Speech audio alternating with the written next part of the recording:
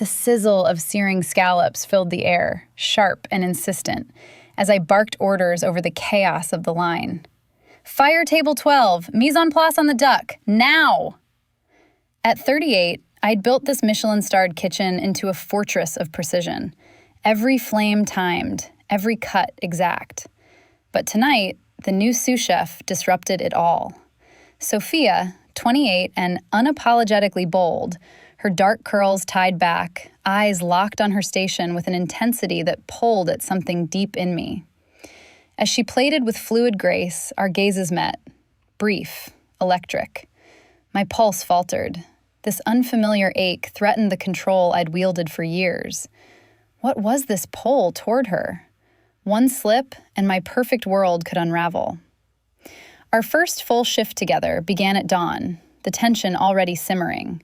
The kitchen at Lumiere was my sanctuary and my cage, a realm where heat warped the air into visible waves, and the clang of steel against steel marked the rhythm of unrelenting demand.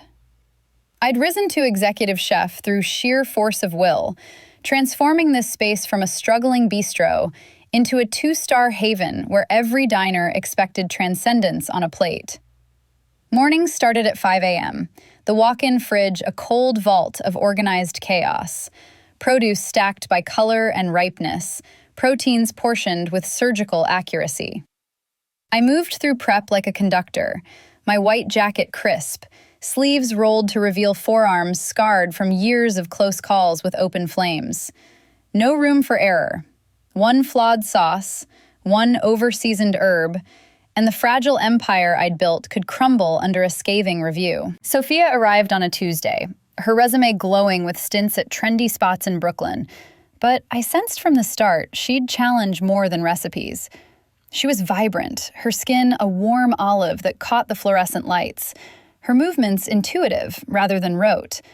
While the others followed my protocols, the exact dice for mirepoix, the precise sear time for foie, I caught her adjusting, a subtle flick of the wrist to balance acidity in a vinaigrette.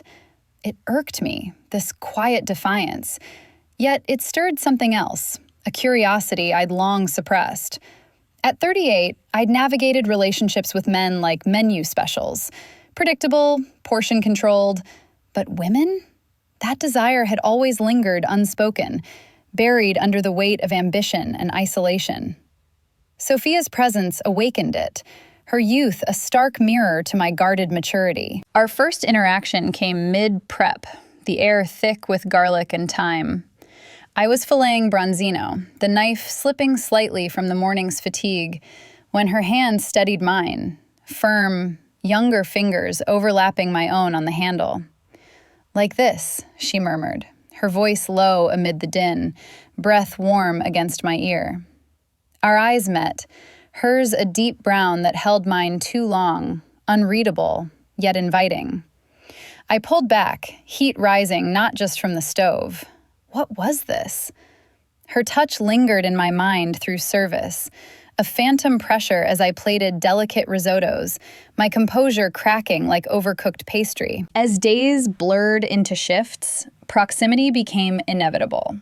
Shared stations forced us close during mise en place, her arm brushing mine as we julienned carrots, the faint scent of her citrus shampoo cutting through the onion's bite. I noticed details I shouldn't. The curve of her neck when she tasted a reduction, lips pursing in concentration. The way her apron tied low on her hips, accentuating a grace born of instinct rather than drill. Internally, doubt gnawed. The 10-year gap amplified my inexperience, made her seem a forbidden ingredient, too volatile for my controlled palate. Yet, in quiet moments, wiping down counters side by side, I'd catch myself tracing the line of her jaw in stolen glances, an ache building like a sauce reduced too far, intense and inescapable. The age difference weighed heavier in lulls, her easy laughter with the line cooks a reminder of freedoms I'd traded for this crown. I'd never explored beyond the safe harbors of past lovers, men who demanded little emotional depth. Sophia's intensity promised more, a vulnerability that terrified me. Still, I allowed small concessions, her suggestions on herb pairings slipping into trials, her presence altering the kitchen's rhythm like an offbeat spice. Whispers among the staff hinted at curiosity, but I dismissed them, clinging to hierarchy.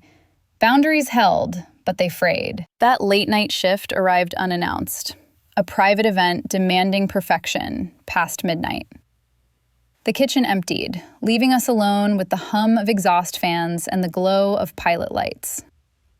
As we prepped garnishes, the space between us charged, boundaries blurring in the shadowed heat. The service that Friday tested every fiber of my resolve. The dining room a sea of critics and influencers, their expectations a blade at my throat. Orders flew in relentless waves. Foie gras terrine for table 6, seared tuna with yuzu foam for the VIP corner, each demanding flawless execution under the glare of the pass. I'd orchestrated hundreds like this, my voice a steady anchor amid the frenzy.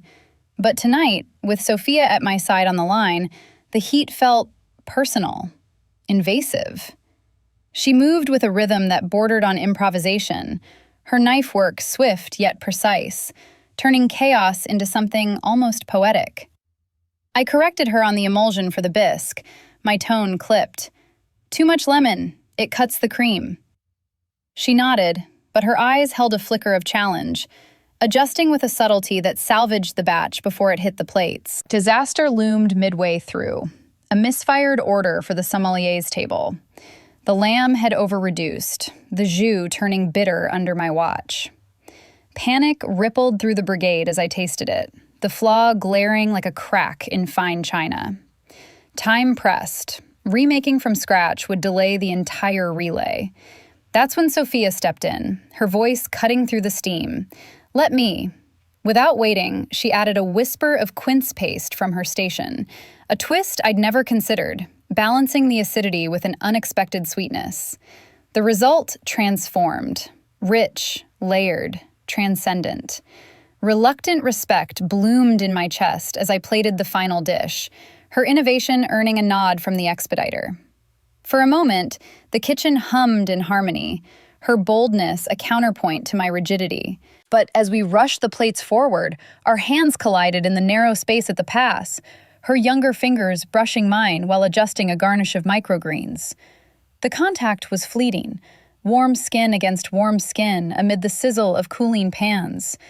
Yet it sent a jolt through me, sharper than any flame.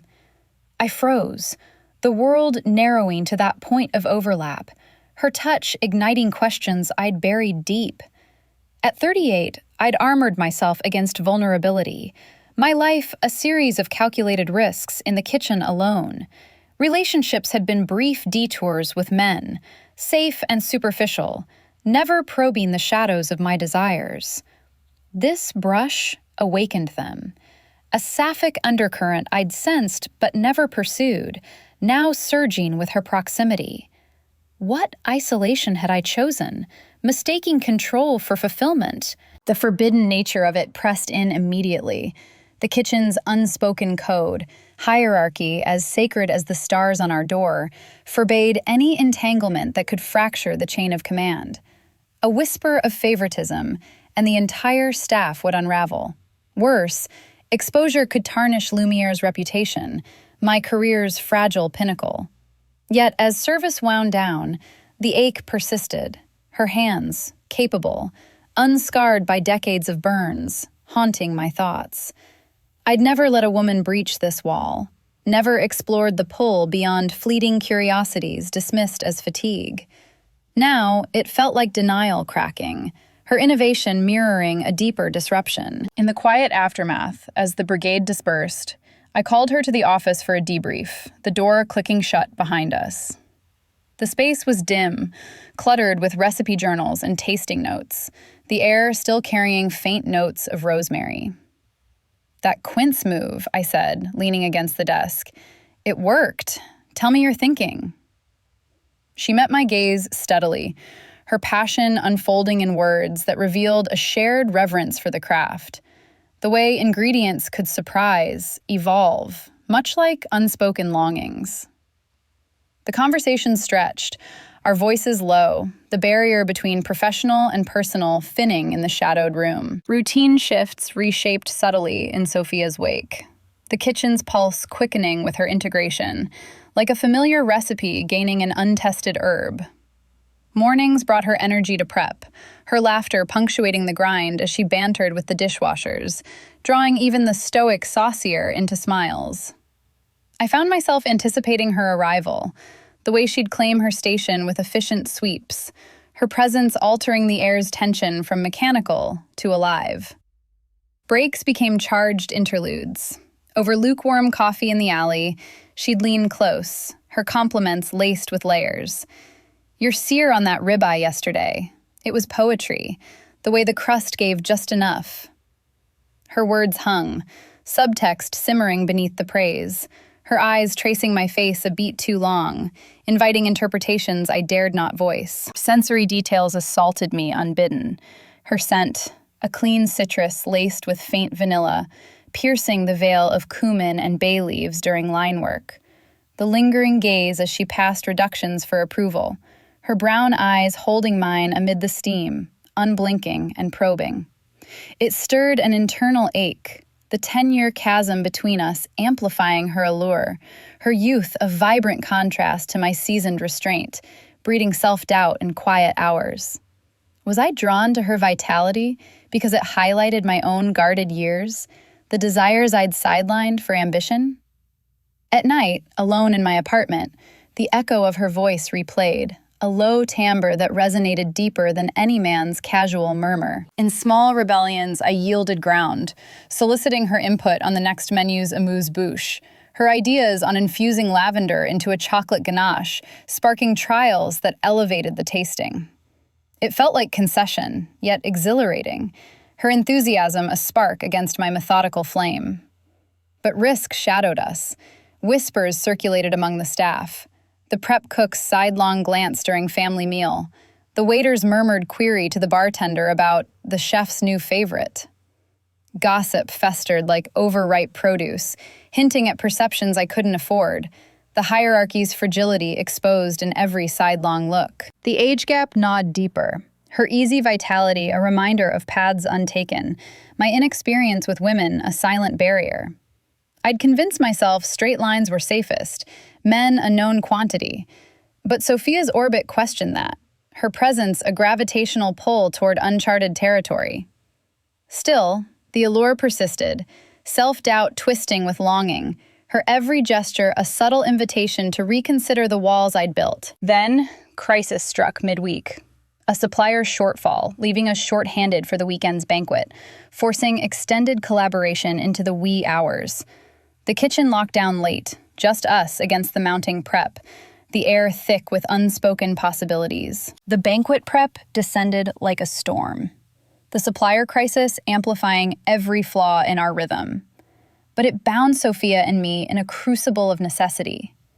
The major review loomed, eaters' critics circling for weeks, her tastes as elusive as a perfect emulsion, and we doubled down, stations jammed with heirloom tomatoes begging to be wedged, dough rising under cloths like secrets swelling to burst. Forced proximity at the central island turned the kitchen into a pressure cooker. I stood shoulder to shoulder with her, our elbows grazing as we portioned figs for the cheese course, the air heavy with balsamic reduction's tang, and the faint, underlying warmth of her skin. Every correction I issued, looser on the chiffonade, it needs air, met her quiet defiance, a tilt of her head, eyes narrowing, not in anger, but in that unyielding focus, like she was tasting the air between us for its own potential. She'd adjust, but on her terms, incorporating a twist of her own, her persistence chipping at my authority without a word. The try-fail cycles wore us thin. I'd demonstrate the fold for the brioche dough, my hands guiding the mass with practiced restraint, only for her to push back, her fingers delving deeper, kneading with an intuition that bordered on rebellion. "It's fighting you," she'd say softly, her voice threading through the slap of dough against marble. And then it happened. Our hands overlapped fully on the yielding mass, her younger palms pressing over mine, the warmth seeping through flour-dusted skin, electric and unspoken. time suspended in that contact, the dough's give mirroring something deeper, a pulse thrumming where our fingers intertwined briefly before I withdrew, heart hammering against my ribs. The electricity lingered, a current that made the rest of prep blur, my mind replaying the overlap like a forbidden tasting note. Composure crumbled in fragments after that, my once iron control simmering into longing, a heat that built low and insistent, threatening to boil over into every command I gave. At 38, I'd mastered the kitchen's fires, but this internal blaze was new, fueled by her proximity, her youth a catalyst that exposed the cracks in my emotional armor. I'd catch myself watching her taste a sauce, lips closing around the spoon with deliberate slowness, and the ache would surge, a profound, undeniable pull toward the vulnerability she embodied, the way her defiance masked a quiet hunger for connection, mirroring my own buried desires. Nights alone, the apartment's silence amplified it, her touch echoing in dreams, the age gap a barrier that heightened the allure, her vitality a reminder of what I'd denied in pursuit of perfection. Isolation had been my recipe for success, but now it tasted bitter.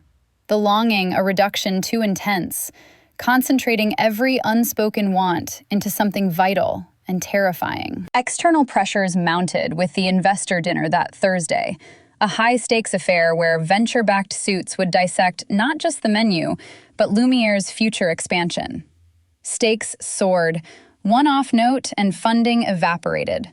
My legacy reduced to a footnote. Yet personal feelings intruded relentlessly. Sophia's stationed beside mine during the final run-through, her breath syncing with the whisk's rhythm as we perfected the velouté. Subtle flirtation wove into my instructions, words slipping out laced with unintended intimacy. Feel the texture here, Sophia. Let it yield under your fingers, slow and deliberate. Her response was a glance, eyes darkening, a nod that promised more than compliance, the subtext hanging like steam between us. The investors arrived amid crystal clinks and murmured deals, the kitchen a frenzy behind the swinging doors. But my focus splintered, her form cutting through the haze as she expedited plates, our worlds colliding in every hurried pass. As service peaked, the heat peaked too, sweat beating on our brows. But it was the unspoken that exhausted me most. The way her defiance had become a dance, my corrections a pretext for nearness. Post-service, the kitchen fell silent, pans cooling in stacks, the brigade filtering out into the night. Exhaustion settled like a heavy fog, but it cracked open vulnerabilities. Sophia lingered, wiping down her station with methodical strokes, and I found myself drawn to her side, the weight of the evening pressing us toward conversation, raw and unfiltered. The kitchen's silence wrapped around us like a well-reduced stock, thick and enveloping, as the last echoes of clattering pans faded into the night. Sophia and I moved through the cleanup with a rhythm born of exhaustion, our movements synced without words, her wiping counters while I stacked the final mise en place for tomorrow's dawn. The investor dinner had passed without catastrophe, the velouté holding its silken promise, but the victory felt hollow, overshadowed by the undercurrent between us. "We pulled it off," she said finally, her voice breaking the quiet as she straightened, a faint sheen of sweat still glistening on her collarbone. I nodded, but my gaze lingered on the curve of her shoulder, the way her jacket hung open just enough to reveal the rapid rise and fall of her breath. In that moment, impulse overrode caution. I gestured toward the cellar door. "Wine?" "From the reserves. We earned it." We descended into the cool dimness, the stone walls a sanctuary of oak barrels and dusty bottles, the air laced with the earthy tang of aging vintages. I selected a bottle of Sancerre, its crisp minerality a counterpoint to the evening's heat, and we settled on crates amid the shadows, glasses clinking softly. Critiques flowed first, professional armor intact. The quince in the lamb jus had elevated the dish, her touch transforming potential failure into nuance. My sear on the duck had anchored the chaos, a steady hand amid improvisation. But as the wine warmed us, her questions turned personal, probing with a gentleness that disarmed. What drives you here, really? This place, it's more than stars on a door. It's like you've poured your soul into every corner. Her eyes, those deep brown pools, held mine longer now, mapping the lines of fatigue around my own, seeking the vulnerabilities I kept veiled behind barked orders and unyielding standards. I hesitated, the Sauvignon Blanc loosening threads I'd long knotted tight. At 38, my past was a series of calculated ascents. Culinary school in Lyon, relentless climbs through underpaid gigs, relationships with men that simmered briefly before cooling into indifference. Isolation's been my edge, I admitted, voice low against the drip of condensation from a nearby barrel. No distractions, no weaknesses. Built this from nothing, but it cost everything else. The words hung, raw and unpracticed, eliciting a rare openness from me, the kind I'd reserved for no one. Sophia listened, her gaze unwavering, a quiet intensity that peeled back layers. In her eyes, I saw my own unspoken longings reflected, the Sapphic curiosities I dismissed as fleeting heat from the line. Fear clashed within, a storm raging against my professional armor. Desire for her, this vibrant force 10 years my junior, threatened the fortress I'd erected. Her youth amplified it, a reminder of risks I'd evaded, the pull toward her both exhilarating and terrifying, clashing with the hierarchy that bound us. What if this breached the code, exposed us to the brigade's scrutiny, unraveled the control that defined me? Yet the wine blurred edges, her proximity in the dim light stirring that internal tempest, longing coiling like smoke from a pilot light left burning too long. Complication shattered the intimacy just as it deepened. Footsteps echoed from above, the headwaiter's voice calling down about a forgotten reservation ledger. We froze, glasses midway to our lips, the sudden intrusion a cold splash against our warmth. Sophia's hand brushed mine in the haste to rise, a fleeting anchor that steadied the jolt, but we ascended separately, the moment fracturing like dropped crystal. Back in the kitchen's harsh fluorescence, the near miss lingered, a warning etched in the air. Later, as we locked up, the age gap surfaced in reflective dialogue, her words gentle, yet piercing. You've carried this alone so long. Let someone share the weight. I met her eyes, the chasm between our years escalating the conflict, her understanding a balm and a blade, pulling me toward surrender, even as doubt raged. The night air hit like a slap as we parted, but the storm within only intensified. The following weeks unfolded as a series of escalating collaborations, our focus narrowing to the signature dish for the seasonal menu, a confit duck leg with wild mushroom dessert and a port reduction that demanded absolute synergy. Multiple shifts blurred into one another, dawn breaking over empty markets as we sourced ingredients, the air crisp with the promise of innovation. Sophia and I worked side by side at the pass-through window, her station mirroring mine, the space between us a narrow vein of charged air. We'd layer the duxelle first, her knife flashing in precise arcs beside my own, the earthy scent of morels rising like an unspoken invitation. But harmony eluded us. The dish resisted, the flavors clashing in early trials, the duck's richness overwhelming the delicate fungi unless balanced with surgical care. Failure struck during a midweek tasting. The kitchen hushed, save for the low bubble of the reduction on the stove. I'd been distracted, my mind snagged on the curve of her wrist as she stirred, the way her fingers flexed around the wooden spoon, unscarred and live against my own calloused grip. The port had over-reduced under my watch, turning syrupy and bitter, the duck tasting flat when plated beside it. Too heavy, I muttered, spitting the sample into the sink, frustration coiling tight in my chest. The brigade watched from their stations, the flaw a ripple that could undermine the entire lineup. Sophia tasted it too, her lips pursing in that familiar concentration. But instead of critique, she moved closer, her presence a steadying force amid the setback. "We adjust the acid," she said, voice low and assured, reaching for the vinegar without breaking stride. Recovery came through her guidance, a moment that etched itself deeper than any recipe. As I prepped a fresh batch, my hands trembled slightly from the morning's rush, the knife hovering uncertain over the shallot. She stepped behind me, her body heat radiating through our jackets, and placed her hands over mine, younger palms enveloping my knuckles, guiding the cut with a firmness that was both instructional and intimate. "Slower here," she breathed, her chest brushing my back for the briefest instant, breaths sinking in the confined space, shallow and aligned. The touch lingered as she withdrew, her fingers trailing along my wrist, a deliberate slowness that sent warmth spiraling upward, pooling in places I dared not name. We salvaged the tasting, the adjusted reduction blooming with balanced depth, but the success felt secondary to the electricity humming between us, her guidance a metaphor for the deeper yielding I resisted. Suggestive tension wove through every iteration, the shared heat of the stove mirroring the one building within.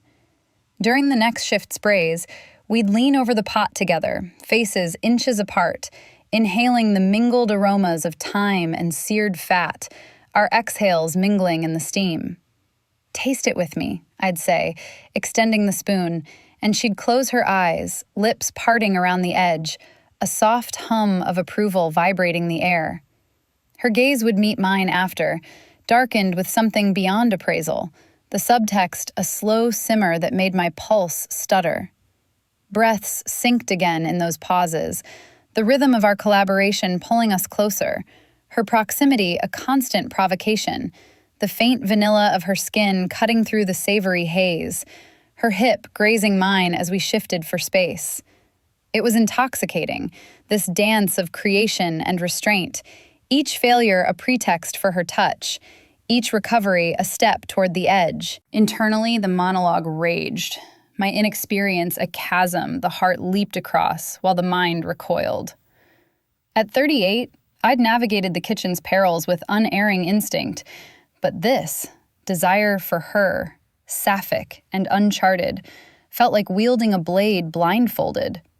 My heart recognized it instantly, the pull toward her vitality a truth buried under years of denial, relationships with men mere placeholders for the depth I craved but feared. Sophia's youth amplified the resistance, her boldness a mirror to my guarded evolution, making the longing ache like an unseasoned wound.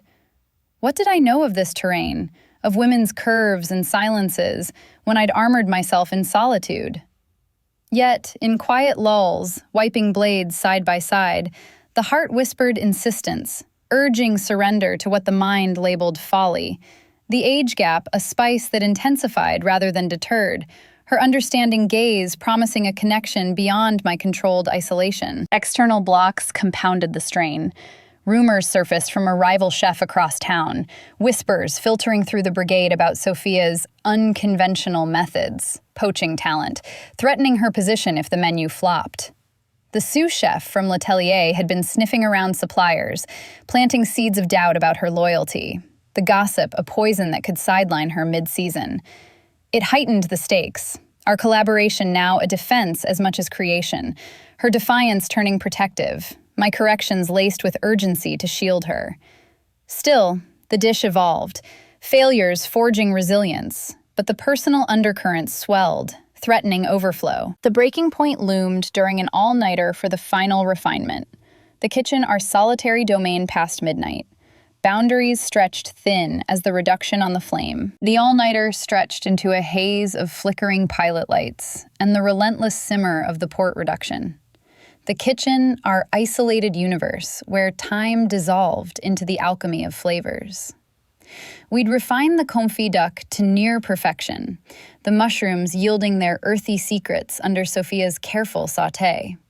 But exhaustion clawed at us both, revealing fractures beneath our professional veneers.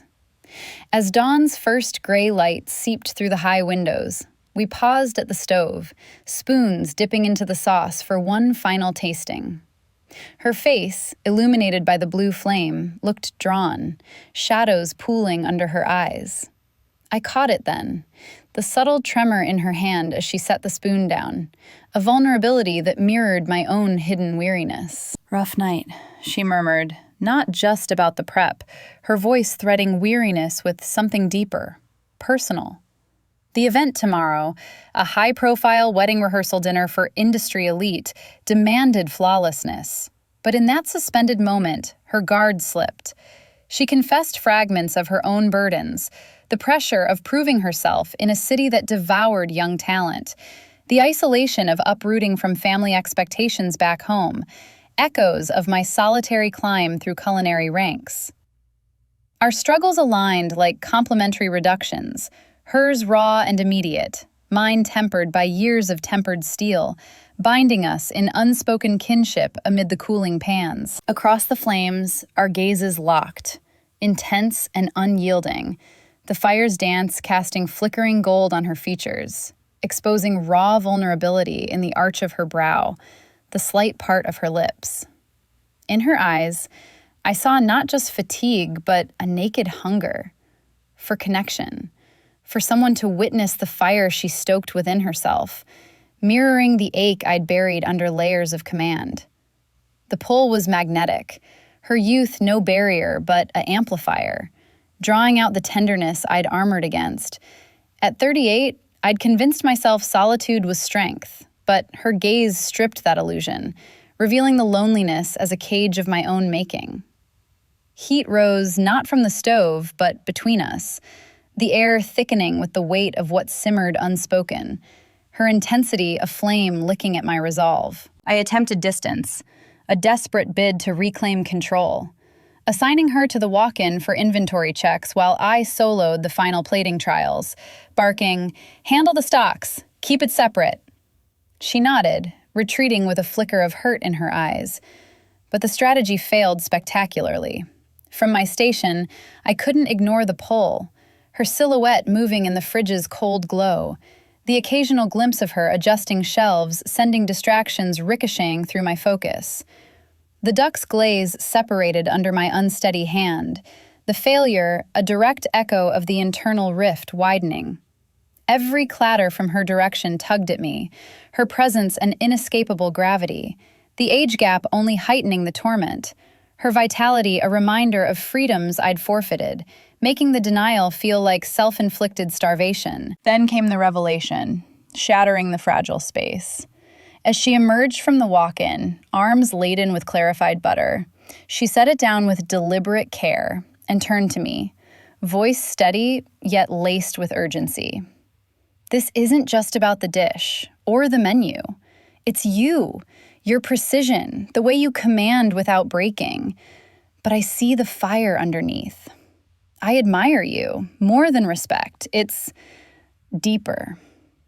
Her words hung, a confession that transcended the brigade's code, her eyes holding mine with a boldness that stripped away pretense, admitting the attraction woven through our collaborations.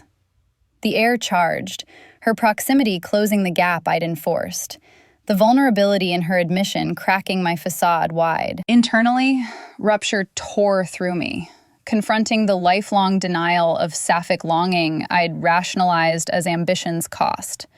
Relationships with men had been safe harbors, superficial and contained. But this, desire for her curves, her unyielding gaze, the subtle strength in her frame, rushed forth like an uncontrolled boil-over, scalding and inevitable. At 38, I'd never ventured there, dismissing the curiosities as kitchen heat. But her confession ignited them, the heart seizing what the mind had suppressed, the age difference a forbidden spice that made the yearning profound, terrifying in its authenticity. What had I denied, mistaking control for wholeness?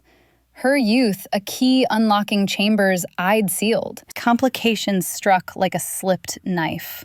The back door creaked open unexpectedly, the early shift porter entering for supplies, his footsteps halting as he caught the tail of our exchange, eyes widening at the charged tableau.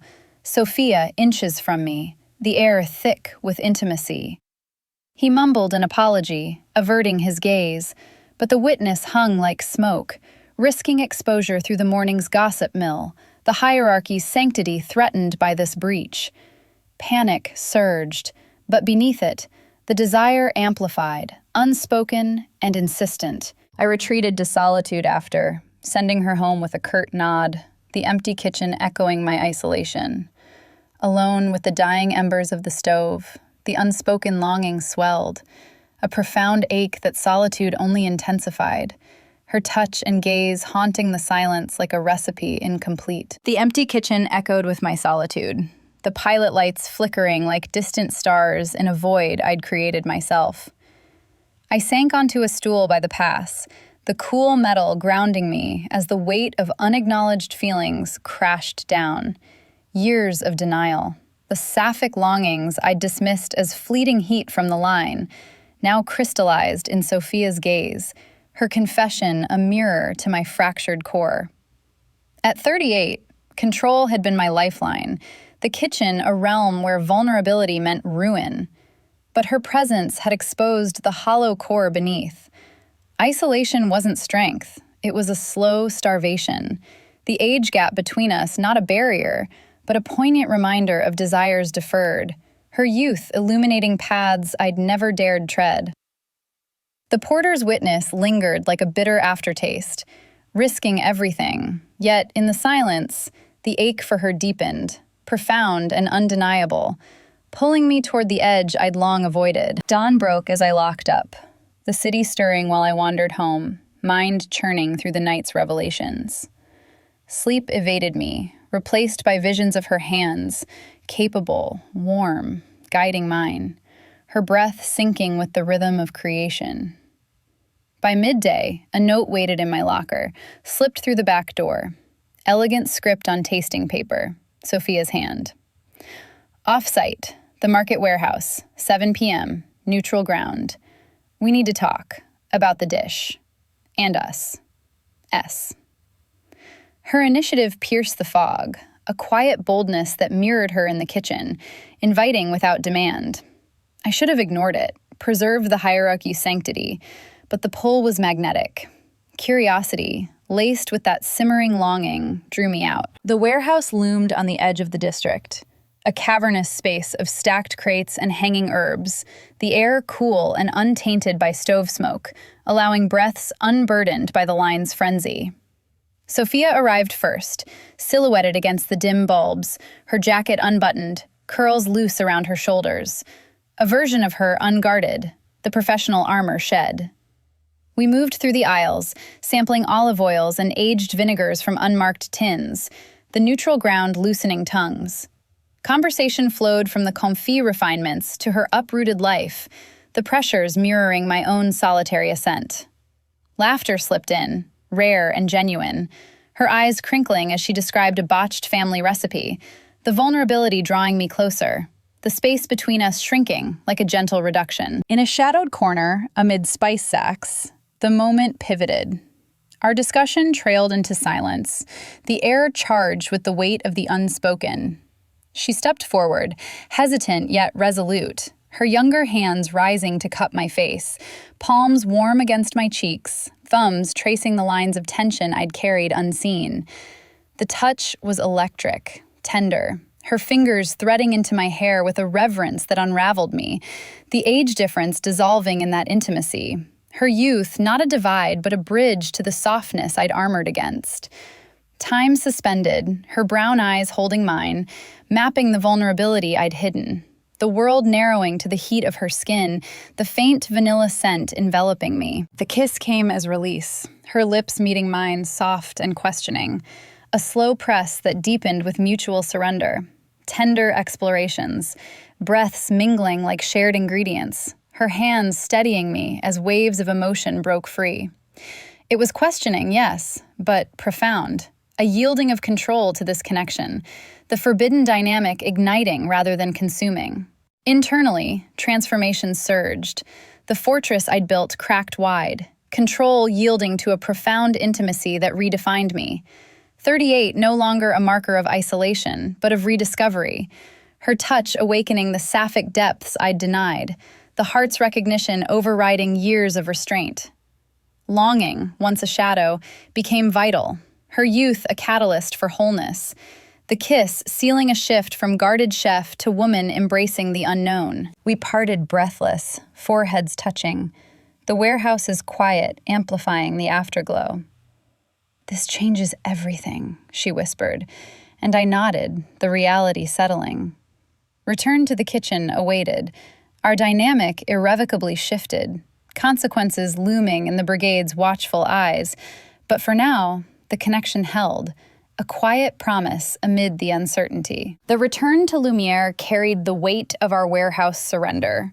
The kitchen's familiar clamor now laced with a new undercurrent, intimacy threading through the daily pressures like a hidden spice in a complex sauce.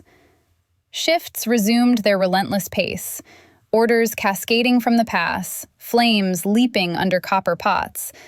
But Sophia and I navigated it with a subtle synchronicity, our connection a quiet revolution amid the brigade's oblivious rhythm. No grand declarations, instead, shared glances across the line, her eyes catching mine during a hurried plate-up, a flicker of warmth that steadied the frenzy, reminding me of the tenderness we'd unlocked. Supportive touches came in passing, her fingers grazing my lower back as she reached for a whisk, a brief anchor in the heat, electric yet concealed, her vanilla scent a fleeting sanctuary cutting through the sear of garlic and rosemary. Yet the hierarchy's risks loomed, shadows lengthening with each stolen moment. The porter's witness had sparked no immediate fire, but whispers persisted, the staff's sidelong looks hinting at unease, the code of separation fraying under scrutiny. We confronted it one hushed morning in the dry storage, amid sacks of arborio and jars of preserved lemons, the air cool and confined. "This could end us both," I said, voice low against the shelves, the fear raw in my chest. The career I'd forged at such cost, her rising star vulnerable to the fallout. Sophia stepped closer, her hand finding mine in the dimness, fingers intertwining with a resolve that mirrored her knife work. Precise, unyielding. "Then we protect it," she replied, her brown eyes holding mine, steady as a simmer. Discreet, but real. No hiding who we are, just how we are. Mutual determination sealed it, a pact born of that cupped-face intimacy, her youth no longer a chasm, but a complementary force, her boldness bolstering my caution, our bond a deliberate balance against the storm. That resolve deepened through a collaborative triumph during the wedding rehearsals service, the elite crowd demanding perfection under crystal chandeliers. The confit duck, our signature forged in failures and touches, shone, mushrooms yielding earthiness to the port's velvet depth, plates gliding from our stations in flawless relay. As the final course cleared, the brigade's exhausted cheers rose. But for us, it was more. Her nod across the pass, affirming our shared creation, an emotional sanctuary amid the chaos. In that harmony, isolation dissolved. Her presence transformed the kitchen from cage to hearth, the pressures bending rather than breaking us. Internally, peace settled like a rusted dough, age and inexperience reframed as strengths in our union. My seasoned restraint grounding her vibrant intuition, the 10-year gap a richness rather than a rift, my Sapphic awakening not a late flaw, but a profound ripening. What I'd once seen as deficit became vitality, her younger hands not just touch, but catalyst, weaving our lives into a tapestry stronger for its delayed bloom. The future whispered in quiet promises, our slow burn and ongoing flame, nights beyond the line, explorations tender and unhurried, the connection evolving without haste. As service wound down that evening, we lingered in the cooling kitchen, her shoulder brushing mine while stacking linens, the air humming with unspoken continuity, leading toward a final, resonant image of unity forged in fire. The wedding rehearsal's hush descended like a final flourish on a plated dessert, the kitchen cooling into rare stillness, pans silent and counters gleaming under the dimmed fluorescence. Sophia and I lingered in that post-event quiet, the brigade's echoes fading into the night, leaving us alone with the faint residue of seared duck and mingled breaths. I reflected on the journey, from the rigid isolation I'd mistaken for mastery, barking orders to mask the void, to this partnership where her presence filled the gaps I'd ignored.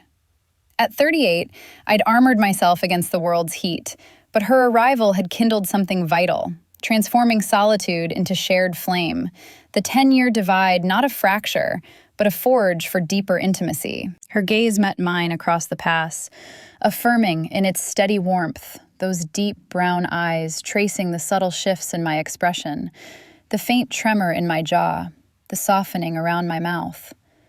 What had once been cracks in my composure, vulnerabilities I'd sealed like overcooked edges, now served as pathways. Her look invited traversal, acknowledging the woman beneath the chef's whites, the one awakening to desires long denied. We moved closer without words, the space between us a gentle yield, her hand finding mine in the shadowed alcove, fingers intertwining with a natural grace that spoke of futures entwined. In that touch, a shared vision crystallized, blending our lives without extinguishing the individual fires that defined us. My precision tempering her intuition, her boldness infusing my restraint.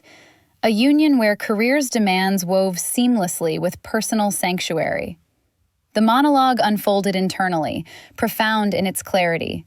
Beauty lay in vulnerability, the exposure I'd feared now a strength, desire emerging as the vital ingredient that elevated existence from mere survival to transcendence. What had simmered unspoken, Sapphic longings buried under ambition's weight, blossomed here. Her youth a catalyst revealing the richness of late awakening, the age gap enriching rather than diminishing our bond. Subtle sensuality threaded the air, our hands intertwined over the cooled stove, palms pressing with quiet insistence. Her vanilla scent mingling with the lingering rosemary on my skin, a sensory harmony that grounded the emotional swell. Lingering tensions resolved in murmurs, commitment to discreet navigation of the hierarchy, authentic love preserved amid the risks, her thumb tracing my knuckles in silent vow. The kitchen, once my cage, now hummed with possibility, our partnership a slow burn sustained, vulnerability not weakness, but the essence that made us whole. Our hands remained intertwined over the cooled stove, the metal's faint warmth, a echo of the fire we'd kindled together. Unbreakable now, in this shared sanctuary. If this slow burn ignited something in you, subscribe to Sapphic Legacy for more stories of forbidden desires and tender awakenings. What hidden longing calls to you next?